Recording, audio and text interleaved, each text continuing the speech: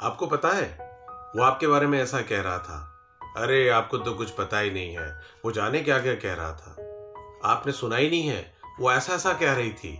आपको क्या पता कि वो क्या क्या दिमाग लगाती रहती है। आपको पता है कि यार वो बहुत शातिर आदमी है।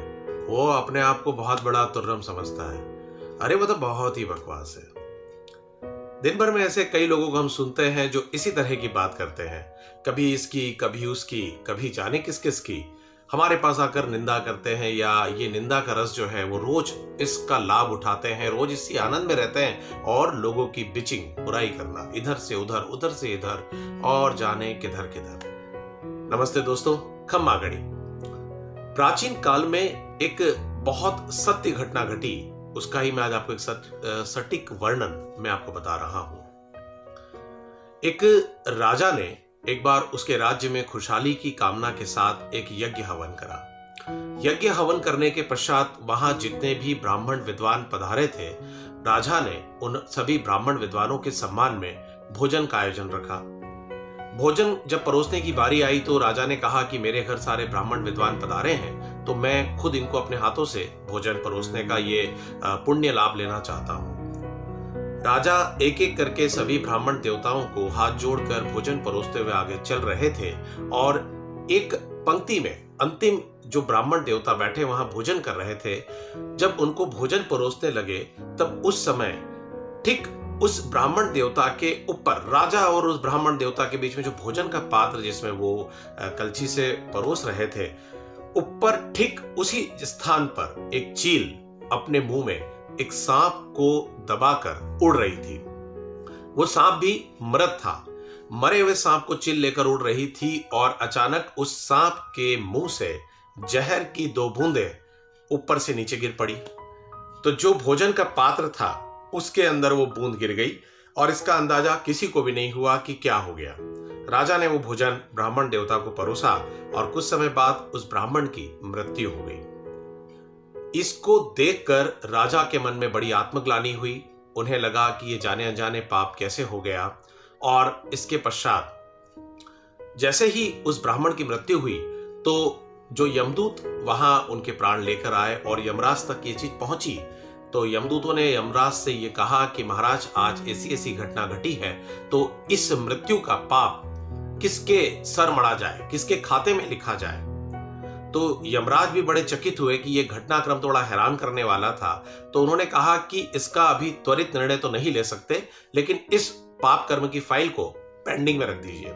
और यमराज के ऑफिस के अंदर इस फाइल को पेंडिंग में रख दिया गया, और उस पर एक अलार्म लगा दिया गया कि आज नहीं तो कल इसका कोई ना कोई पाप का भागीदार जरूर मिलेगा। यमराज ने जब ये सारी चीज सोच विचार कर एक तरफ फाइल रख दी, कुछ समय पश्चात उसी राज्य में महीनों बाद ब्राह्मणों का एक दल, एक समूह वहां पर राजा से भेंट करने के लिए आया। जैसे ही वो नगर की सीमा में प्रवेश करे, वहां उन्हें बाहर एक आदमी मिला। उन्होंने उस आदमी से ये पूछा कि राजमहल जाने का रास्ता किधर है। तो उस आदमी ने रास्ता बताया कि आप ऐसे ऐसे जाएंगे, आपको महल का द्वार दिख जाएगा। लेकिन ध्यान रखिएगा ब्राह्मण देवता कि यहाँ जो ये राजा है, ये ब्राह्मणों को जहर मिला के भोजन में उनके प्राण हर लेता है। और उस आदमी का इतना बोलना हुआ था, और ऊपर यमराज के ऑफिस में जहां वो फाइल थी वहां अलार्म बज गया। यमराज ने सीधे अपने यमदूतों को आदेश दिया कि उस मृत्यु की घटना का सारा पाप का जिम्मेदार इस आदमी को माना जाए। सारे यमदूत हैरान परेशान। उन्होंने कहा, महाराज ये कैसे?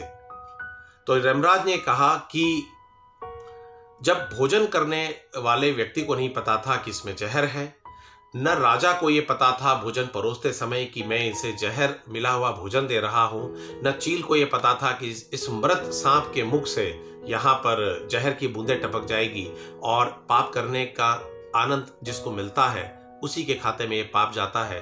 तो चूंकि इन तीनों को यह नहीं पता था कि अनजाने का पाप किसी को आनंद भी नहीं दे गया, लेकिन इस निंदा रस को करने पर जो आनंद इस आदमी को प्राप्त हुआ है, तो यही इस पाप का भागी है। दोस्तों, इस कहानी, इस घटना का सार यही है कि जीवन में कई लोग ऐसे होते हैं जो किसी की छोटी घटनाक्रम को बहुत बड़ा रूप देकर, मिर्च मसाला लाग लपेट लगाकर, कहते हैं ना, बगार लगाकर दूसरों को परोसते रहते हैं। रूटीन काम यही होता है।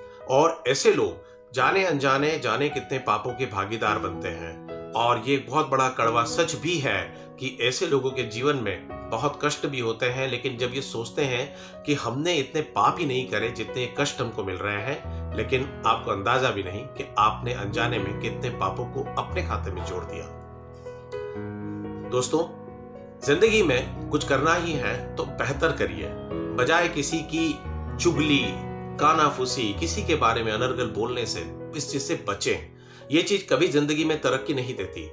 अपना ध्यान अपनी तरक्की में लगाइए, न कि किसी की बुराई में। याद रखना कि बुराई खोजने वाला व्यक्ति ठीक उसी तरह होता है जो लाख मिठाई पर बैठने की जगह हो, लेकिन वो मूस मक्खी की तरह होगा कि मीठे पर न बैठते हुए गंदगी पर ही जाकर बैठता है। तो अपनी मानसिक विकृति और इस वैचारिक गंदगी को सुधारने का प्रयास करें, कुछ अच्छा सोचें, बेहतर करें। जीवन बहुत छोटा है, अच्छी यादों के साथ बिताया जाए, कुछ बड़ा और बेहतर किया जाए। याद रखें कि अगर आप कुछ अच्छा सुन रहे हैं तो आप सिंघम को सुन रहे हैं। कहानी पसंद आए तो अपना कमेंट जरूर करिएगा और जुड़े रहिएगा। वंदे मातरम, जय हिंद, स्टे कनेक्टेड।